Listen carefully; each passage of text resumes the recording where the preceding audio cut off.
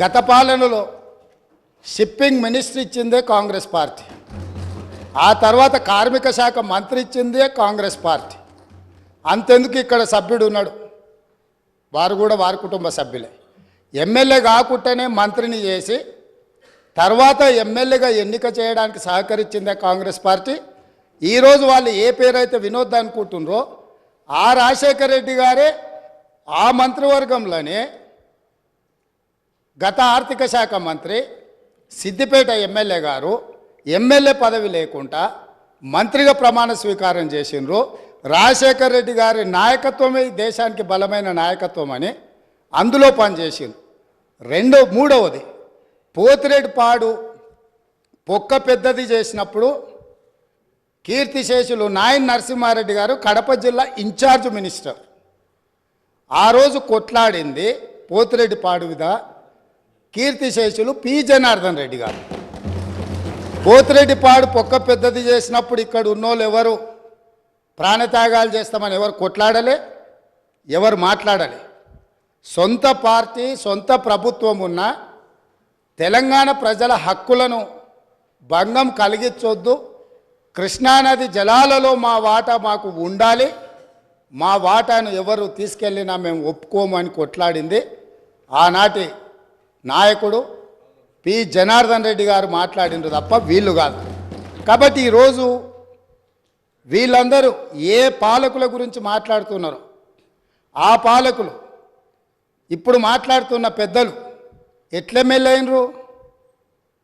వాళ్ళ తండ్రి గారి గురువైన చంద్రబాబు నాయుడు గారి పార్టీతో పొత్తు పెట్టుకుంటే ఆ పార్టీ మద్దతుతో ఆ కడువ కప్పుకొని సిరిసిల్లలో కష్టపడి పనిచేసి నిర్మించుకున్న చీమలు పెట్టిన పుట్టలో పాములు దూరినట్టు కేకే మహేందర్ రెడ్డి అక్కడ పార్టీని నిర్మించుకొని తెలంగాణ ఉద్యమంలో పాల్గొని తెలంగాణ ఉద్యమంలో ముందు భాగం నుండి నిలబడి కొట్లాడితే ఎన్ఆర్ఐ అంటే నాన్ రిలయబుల్ ఇండియన్ కింద మేనేజ్మెంట్ కోటాలో ఇక్కడికి వచ్చి టికెట్ తీసుకొని అక్కడ ఆ కేకే మహేందర్ రెడ్డి గారిని అన్యాయం చేసి ఈరోజు ఇక్కడికి వచ్చిర్రు.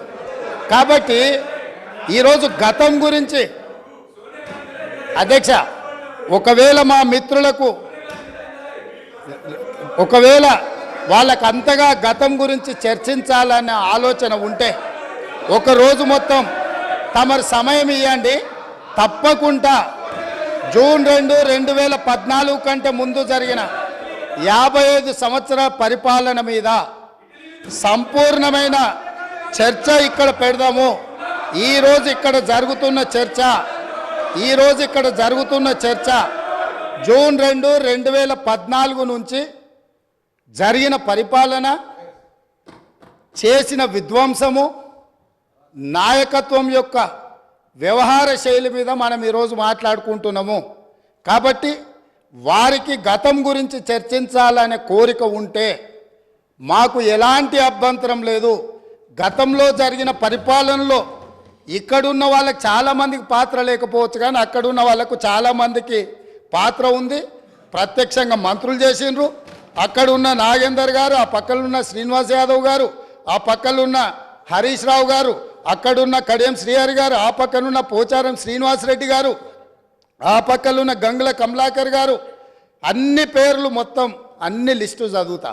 వీళ్ళందరూ కూడా ఈరోజు వారు ఏదైతే పాపాలు జరిగినాయి అంటున్నారో ఆ పాపాలలో సంపూర్ణమైన భాగస్వామ్యం వాళ్ళదే ఉన్నది.